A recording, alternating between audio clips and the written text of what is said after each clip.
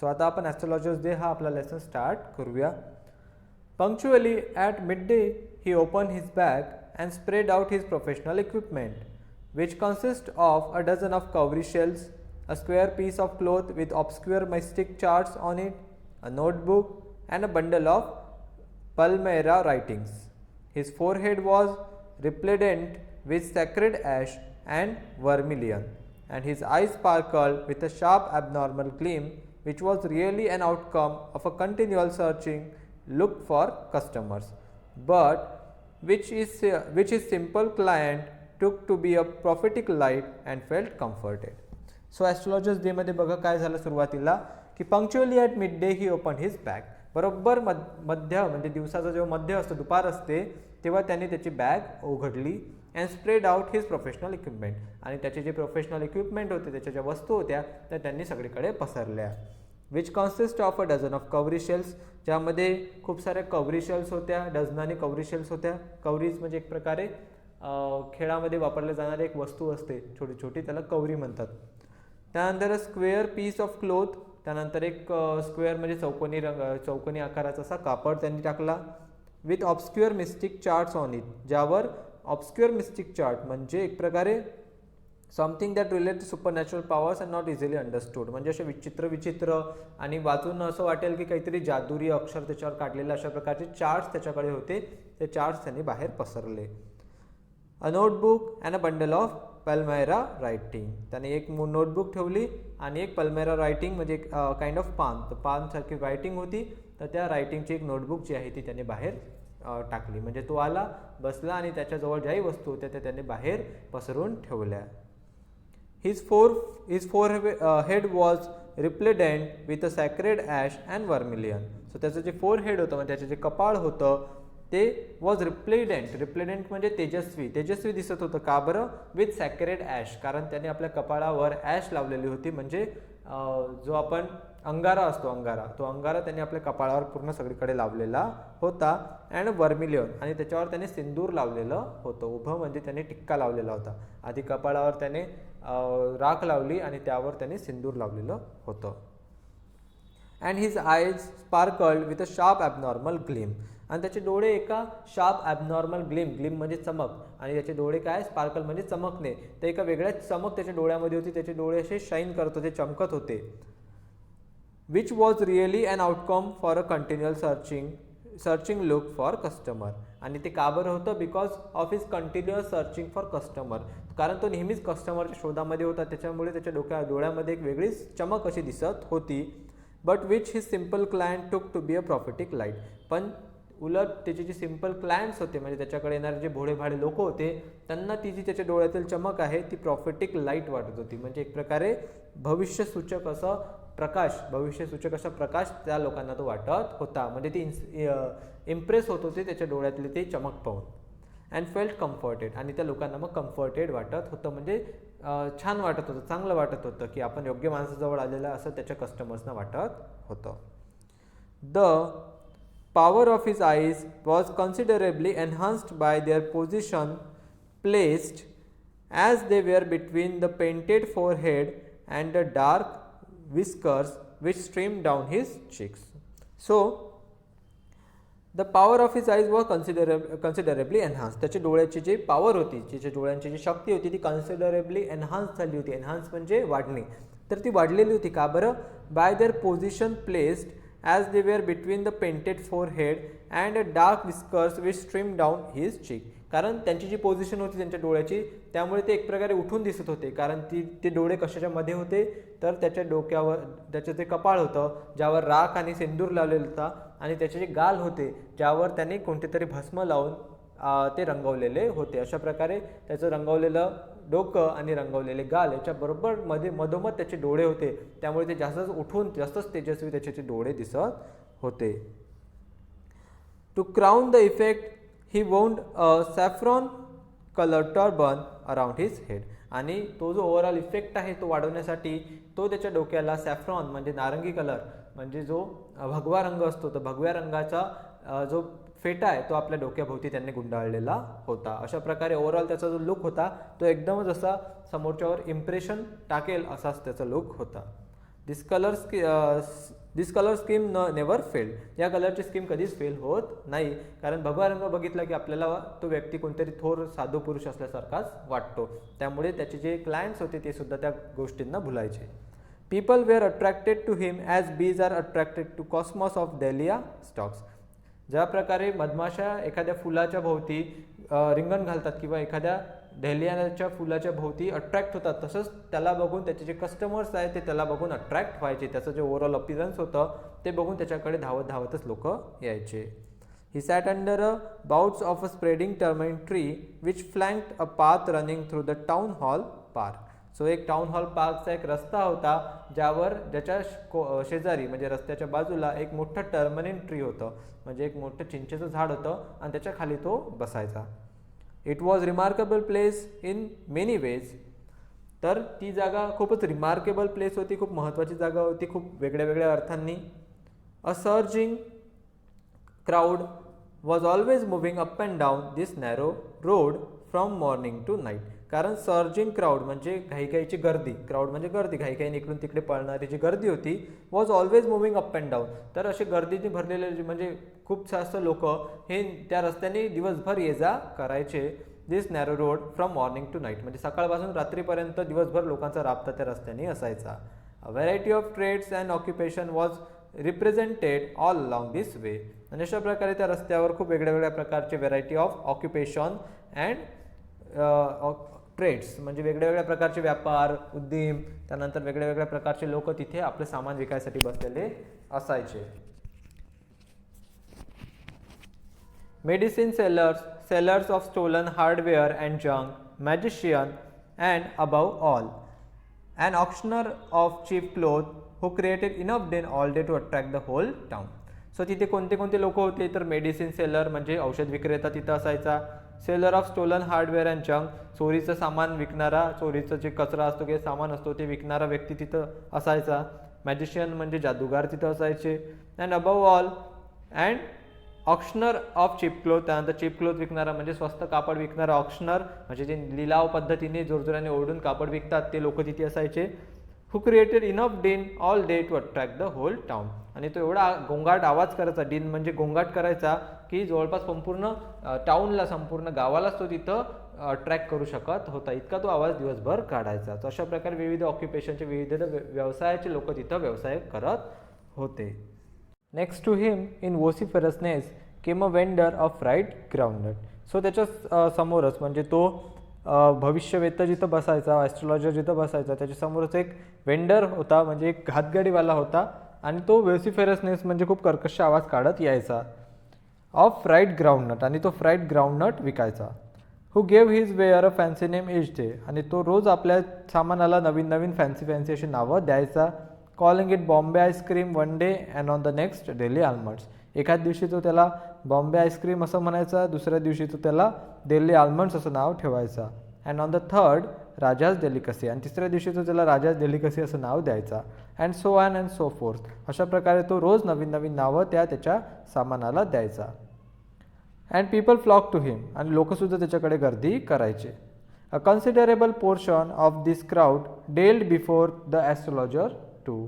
आणि अशा प्रकारे त्याच्याकडे जी गर्दी व्हायची त्या वेंडरकडे, त्यातील कन्सिडरेबल पोर्शन म्हणजे एक ठराविक असं जे लोकांची गर्दी असायची ती त्या याच्याकडे म्हणजे ॲस्ट्रोलॉजरकडे सुद्धा जात होती. डेल्ड म्हणजे वेळ घालवण्यासाठी, टाइमपास करण्यासाठी त्या ॲस्ट्रोलॉजरकडे जाऊन बसायची.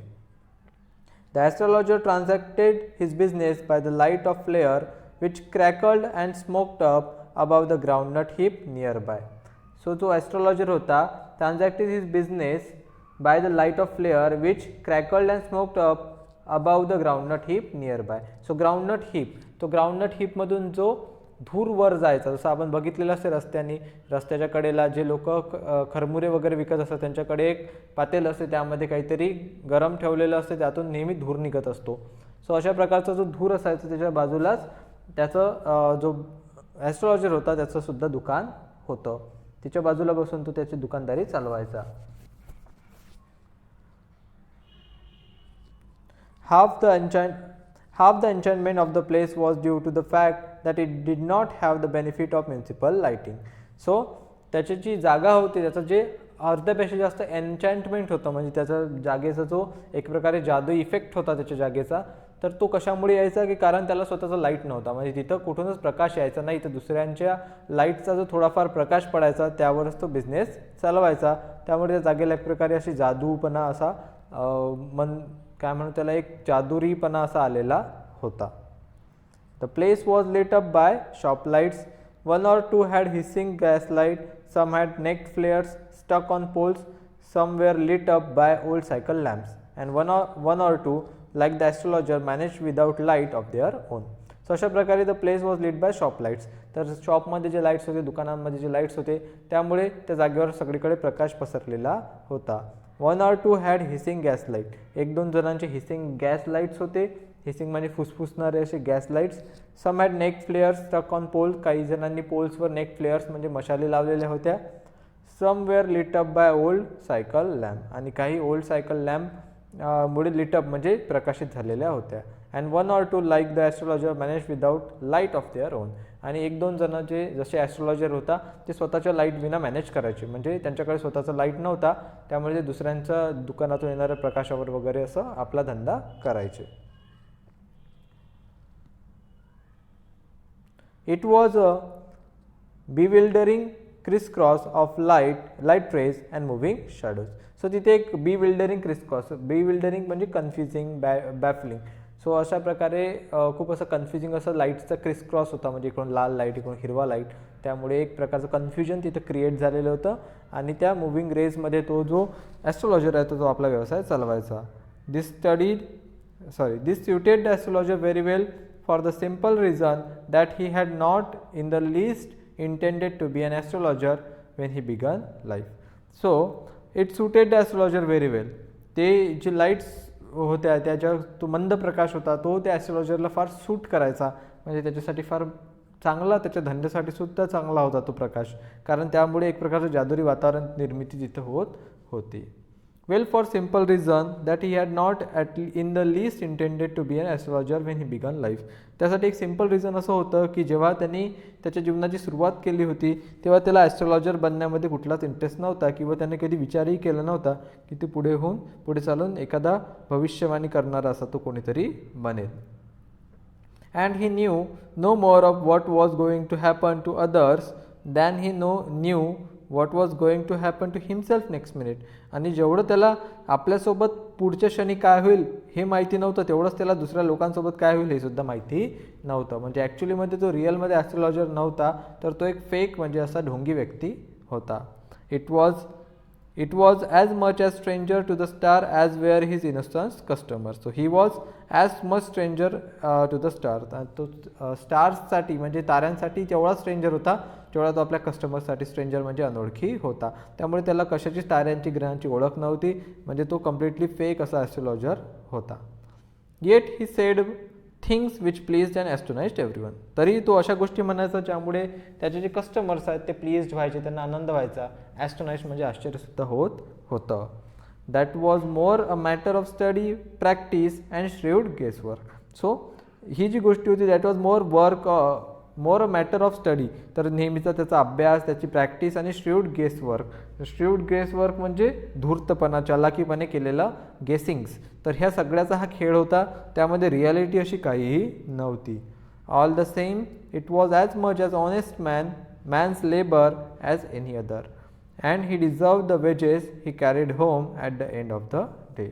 So all the same it was much an honest man's labour as any other. So एक प्रकारे जसं सामान्य माणूस आपला दिवसभराचा व्यवसाय करून पैसे कमावतो तशा प्रकारचं त्याचंसुद्धा जगणं होतं. आणि and he deserve the wages he carried home at the end of the day. आणि दिवस सरता जे मजुरी जे वेजेस तो आपल्या घरी न्यायचा तो ते डिझर्व करत होता, कारण दिवसभर बसून त्याला हे सगळी मेहनत करावी लागायची. सो ॲक्च्युली तो लोकांना फसवायचंच कामं करत होता, पण त्यामध्ये सुद्धा त्याला मेहनत करावी लागत होती. He had left his village without any previous thought or plan. So जेव्हा त्यांनी आपलं गाव सोडलं तेव्हा त्याच्याकडे कुठलाच प्रिव्हियस थॉट किंवा प्लॅन नव्हता, म्हणजे कुठलाच विचार त्याच्या डोक्यामध्ये नव्हता किंवा पुढे काय करायचं याची त्याला काहीही कल्पना नव्हती. He had continued there he would have carried on the work of his forefather. So if he had continued there he would have carried on the work of his forefather.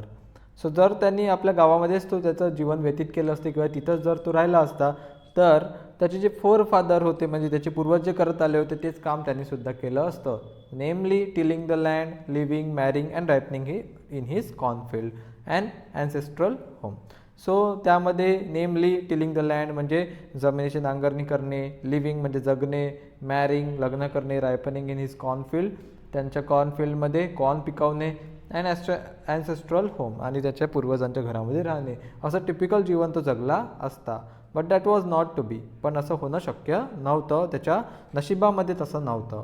He had to leave home without telling any one and he could not rest till he left it behind a couple of 100 miles. So त्याला आपलं घर सोडून जायचं होतं without telling any one, कुणालाही न सांगता त्याला आपलं घर सोडून जायला भाग पडलं. आणि ही could not rest till he left it behind a couple of 100 miles आणि काही 100 miles मागे सोडेपर्यंत तो थांबूसुद्धा शकला नाही. म्हणजे घरापासून त्याला फार दूरसुद्धा जावं लागलं. To a villager it is a great deal as if an ocean flowed between. So एखाद्या विलेजरसाठी, गावातल्या खेड्यातल्या माणसासाठी ही फार मोठी गोष्ट होती, कारण असं वाटत होतं की मध्ये एखादा समुद्र पार करून तो गेलेला आहे. ओशन म्हणजे समुद्र. सो मध्ये समुद्र पार करून गेला, इतक्या दूर गेल्यासारखं त्याला वाटत होतं. He had a working analysis of mankind's troubles, marriage, money and a tangle of human ties. So त्याच्याकडे वर्किंग ॲनालिसिस होतं ऑफ मॅनकाइंड्स ट्रबल. माणसांच्या जीवनामध्ये जे ट्रबल्स येतात, प्रॉब्लेम्स येतात, त्याचं एक प्रकार त्यानं ॲनालाइज केलं, त्या गोष्टींना त्यांनी ॲनालाइज केलेलं होतं. जसं की जे मेनली लग्नामध्ये, मॅरेजेसमध्ये प्रॉब्लेम येतात, मनी म्हणजे पैशाचा प्रॉब्लेम येतो, and the tangles of human ties आणि माणसाच्या जीवनामधील जे टँगल्स असतात म्हणजे गुंतागुंत असतात, या सर्वांचा बारकाईने अभ्यास त्याने केलेला होता.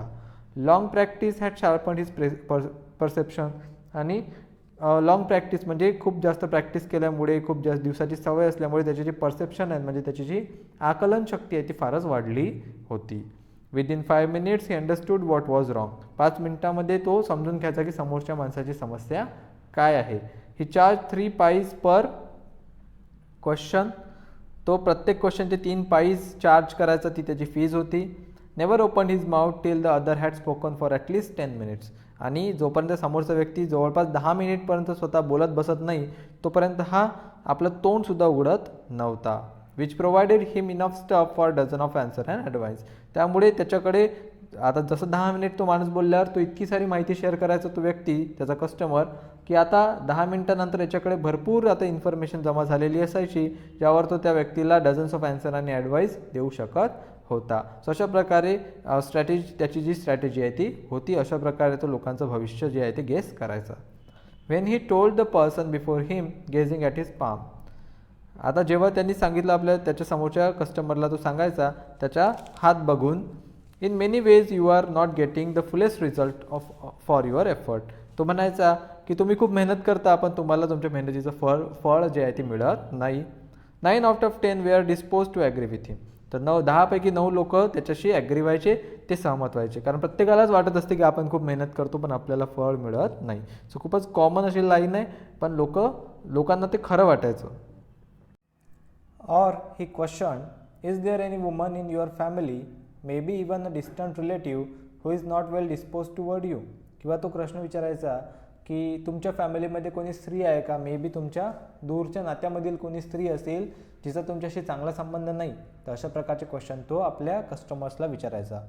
Or he gave an analysis of character. किंवा तो कॅरेक्टरची ॲनालिसिस सांगायचा. Most of your trouble are due to your nature. तुमचे जेवढे प्रॉब्लेम्स आहेत, जेवढे तुमचे संकट आहेत ते तुमच्या स्वभावामुळे आलेले येतात. How can you be otherwise with Saturn where he is.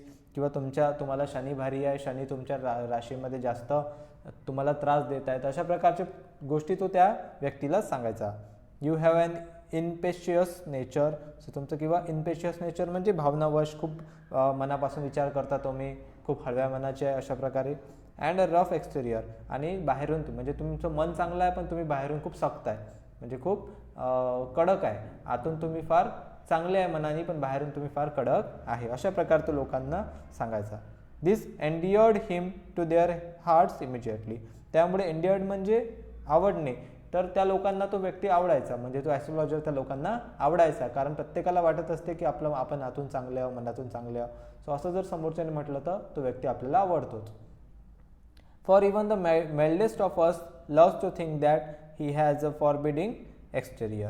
So mildest of us म्हणजे आपल्याला कुठे ना कुठेतरी वाटत असते, loves to think that he has a forbidding exterior, की त्याचं एक्सटेरियर जे आहे म्हणजे त्याचं जो ओव्हरऑल वागणं जे आहे ते फार भीतीदायक आहे. फॉरबिडिंग म्हणजे भीतीदायक आहे. सो आपल्याला आवडत असते की आपण म्हणजे खूप डॅशिंग आहो, लोक आपल्याला पाहून घाबरतात, तसं कोणीही माणसाला आवडेल असं विचार करायला. त्यामुळे जेव्हा तो ॲस्ट्रोलॉजर त्यांना सांगायचा की तुम्ही आतून चांगले आहे पण बाहेरून फार कडक आहे, लोक तुम्हाला घाबरतात, सो प्रत्येकालाच तो आवडायचा, प्रत्येकाला त्याच्या त्या गोष्टी ज्या आहेत त्या पटायच्या.